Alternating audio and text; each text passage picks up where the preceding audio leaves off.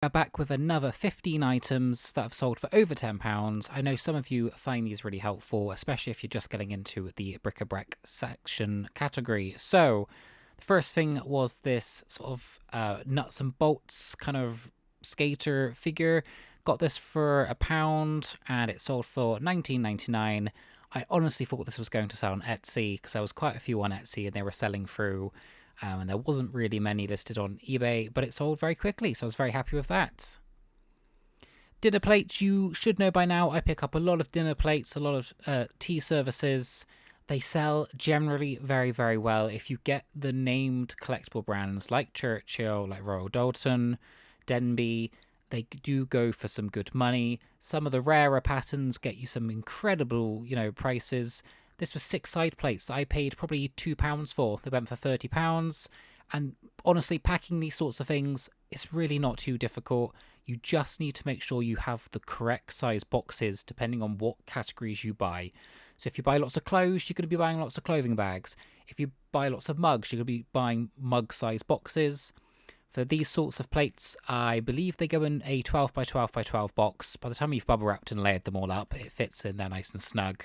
And I always double box. So I take the box up, I get an empty box, and then I slide it over the top and do it up, and that's a double box. Nothing has ever broken, and the buyer's always very, very happy. So yeah, always picking up Churchill. This is the Homespun range. It's cottagecore vibes. People love it. And that's just some side plates. Pool pottery is another one. This came from Stevie, I believe, a very, very long time ago. I've pretty much sold it all now. Some of this did go crazed. I think it had been stored outside for a while, and then by the time I had brought it in and it heated up, some of the glazing had crazed. It's just something you've got to keep an eye out for. The glazing does eventually go on them, and they go all crazed and like crackly. People don't want to buy them like that, so do just keep an eye on it. Pool pottery is very, very known for doing that. I always find a little bit of furniture polish, just sprayed over the top of them whilst you're storing them, generally keeps them okay, and just don't let them get cold. They will crack. Pool pottery's got a number of different stamps, so always make sure you include the stamp mark. But again, I think in that bundle it cost me maybe £4 for the stack there, and they went for 15. Cutlery, I recently started picking up cutlery in filler bag. It's there most weeks. No one ever goes through it. I just literally turn the cutlery over, look at the brand, and chuck it in. There was a big load of this Stay Bright stuff there. Stainless steel cutlery. It just made a small little bundle. It went for £20. I thought that would hang around. This was one of my testing bundles, a bundle that I was like, oh, I'm not too sure if anyone's going to want this. I just test the water, and it sold very quickly, so I was happy with that. And I've got a load more cutlery to go up. Again, because it's filler bag, I probably paid probably 50p for all of that. So that's probably 15 or so pounds pure profit. Wedgwood, this came from Carla's mother, I believe. She was looking to move it on, and I brought it from her. And it had been sat around for a little while. This sort of espresso set really wasn't in demand, but I believe I took an offer of 60 for it. So that has sold through. I think I paid about £15 for it. So there's a nice little bit of money for me. And obviously, buying it from a friend is always helpful to them as well. This Fitz and Floyd fairy soap dish. Honestly, didn't expect this to sell. It did. I thought it was kind of maybe a bit aged, but someone liked it. It wouldn't, someone would have liked it in their bathroom, or maybe just like a little trinket dish in their bedroom or something for jewellery. It went for £12. I was really unsure on how to price this. You'll notice if I'm not sure how to price it, it's either £12 or £9.99. That's kind of my safe points. If I think it's worth over a tenner, I'll go 12. If I don't think it's worth a tenner, I'll do £9.99 and just sort of test the water. But that eventually sold. I paid £1 for that. This camping cutlery, I paid £3 for. It stuck around for a good 8 or 9 months. I thought that would have gone in the summer. It didn't. I've had this for I think about a year now. It did move. I think I took an offer of 11, so not the biggest profit, but it was quite bulky. I really wanted to get rid of it. It sold, I think, just before the house move, or maybe just after the house move. I think it was just after the house move, and I'm trying to condense things. So yeah, I just very quickly wanted to get rid of it, and I did. There was for some reason there was 2 spoons missing, but I photographed it all and it sold okay. I would still pick it up, but I wouldn't pay too much for it. Next, we've got this French plate. Now, this came from Steve in a big bundle of stuff for £1. I've sold arty sort of wall hanging decoration plates before loads of times, so I just grabbed a big bundle, didn't think anything of it, and when I looked this one up, always type what's on the back, even if it's in a different language, because sometimes that's the signature of the artist, which in this case it was. But yeah, mine didn't stick around for too long, I think a couple of months, so I don't think I underpriced it. I think I kind of got the market value for it, and I was very happy. Costa mugs, selling these all day long. I picked them up for £1 to £2. They go for about $12.99. If you get a little bundle of the smaller ones, the cappuccino style ones, they go well. I think I've sold 4 of them for about £15-16. For some reason, people do like the Costa mugs. I guess if they have a coffee machine at home, they want the Costa mug. But yeah, I still do pick them up. Not as quick sellers as they used to be, but still do sell for over £10. Myth of Magic, this was one of the most expensive items that I had listed from the big bundle. It went for $49.99 and went on the GSP to Australia. Now, this person in Australia ended up buying, I think, about 9 pieces from me over a period of about 2 months. They didn't want to combine it. They just kept buying one at a time, so they must have paid an arm and a leg for shipping, but I'm really grateful that they wanted to buy them. I think having the original boxes and the coins in the bags, like the original bags, helped. It was just a very nice, sweet little trinket box.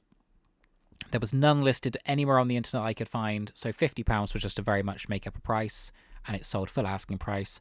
In the end, I think I paid about £3 each for these, so that's a good 30-ish, £35 profit. And also, they were so easy to ship. The eBay branded pink boxes, I think it was, these Tudor Mint boxes fit perfectly inside them. It might be in the green ones, actually. The bigger ones, it's either the green or the pink ones that are the bigger ones. They fit perfectly inside them width-wise. You just have to put like a piece of newspaper at one end, and it's beautiful. You just tape it shut and it's done. Wedgwood, Peter Rabbit collection. This stuff always sells. Anything Peter Rabbit, whether it's kids' toys or, crockery, china, cutlery, it sells very well. You can see down here by eBay's telling me sponsored-wise, the prices is all £15 plus. Some is more collectible than others. This stuff, I think, was a little bit newer. No, it was older, but I think it was a bit more aged. And I think it was smaller than most standard stuff. I put it as a kid's size. So £15 is probably top end I could ask for that. But if you had like an adult size one, it would go probably for more. And I think this was kind of just a very standard print. There was nothing too fancy about it either. But again, I paid £1 each for them, so 2 into 15. Corningware, I don't pick up Pyrex anymore, but I will pick up the white Corning or white Pyrosil dishes. They just seem much more in demand, and also if they have a lid, I'm picking them up anyway because the lids go for silly money on their own. Paid £1, £20. It sold within about 2 weeks. They sell incredibly well. So if you want to try and get into Pyrex, I would maybe leave the standard Pyrex stuff alone and focus more on the Corning, the white standard Corning or Pyrosil. Denby, I mentioned earlier, I do pick up Denby. I pick up any sort of crockery that has kind of like a collective following, really. There are certain people who will only ever buy Denby. They'll buy one Denby set and they'll always look to replace it if they break it. So there's always spares and replacements in demand. These are just 4 saucers replacements. Generally, saucers don't sell for much, but £13, I think I did pretty well there. They cost me £1. And if I scroll down here, you can see, some decent-ish prices for Denby stuff here. This Langley 4 for £70. Churchill Port of Call, that does well usually. I would say if you want to get into like the china and the crockery, you've just got to do some research into solds. That's kind of how I just learned it over a period of time. Buttons, this one always shocks people. You see boxes of buttons in a charity shop, bags of buttons. I think that's where this came from. Might have been charity car boot for a couple of pounds. I don't make loads of money on buttons, but they do sell very well. It's just a really nice bread and butter. £15 per kilo is my usual asking price. I just shake the bag around a couple of times. I pick out a couple of more unique style buttons, just to show them off a little bit, a handful maybe. And that is it. That's all I do. £15. You don't really need to pack them up very well. One sheet of bubble wrap in a box, done. And placemats, something that I have a love-hate relationship with. Placemats. Sometimes I love them because they sell very, very well. Other times I cannot shift them and they end up going back to the charity shop. They are really hit and miss, but when they do sell quite nicely. So I pay generally a maximum of £1, 50p a pound. Only ever buy them boxed. I don't buy them unboxed. Always aim for a tenner plus. If you want to sell them at a £5 each, you'll probably sell them no problem at all, but I always try and get maximum profit for them. They are small, they're compact. When they're boxed, they stack up nicely. I'll keep buying them, but I just wish they sold a little bit faster. These ones sold better because they were the Minton sort of collaboration by Cloverleaf. And yeah, that was 15/10. I'll see you all soon.